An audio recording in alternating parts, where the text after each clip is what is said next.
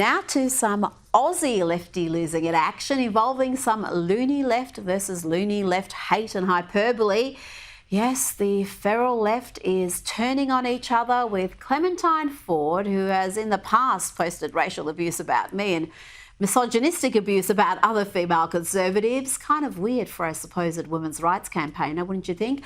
Well, she's now turned her attention on fellow far-left feminist simpleton Abbie Chatfield, who, when not promoting butt plugs, is slamming anything to the right of Joseph Stalin. Remember her very sane, very measured reaction when Donald Trump won in a landslide? If you're a woman in Australia and you think the US election doesn't affect us, just know they now have permission to be outwardly sexist and support a rapist. Just know that. In your heart, know that they now have permission. They now think they are the majority, and they're so uneducated that they think that because they're the majority, they are right.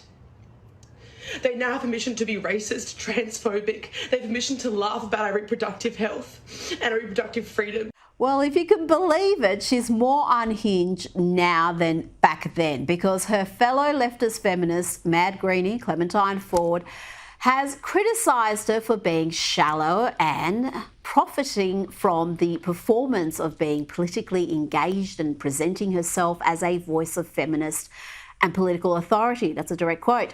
Strong words, and that had Abbie in an almighty meltdown. This is worse than when Trump won. Stop lying about my character and my intentions. I get it enough from... Please stop dehumanizing me. Please, you can criticize my content, you can criticize my work, just I'm begging you to stop lying about my intentions and stop saying that I have a personality disorder. You don't know me. And this is so triggering. I just want her to stop. Yes, no personality disorder there. And yes, you must not dehumanise those you disagree with, Abbie. What good advice. If only you thought of that when you said Conservative voters have no empathy and that it's a good thing that they're supposedly dying out. We spoke to Adam Bant today on the radio show. Thank you, Adam. Loved you. Loved talking to you. And I really am thinking that, or hoping that in the next 10 or 15 years, as people who are voting for the Liberal Party literally die out and also metaphorically die out.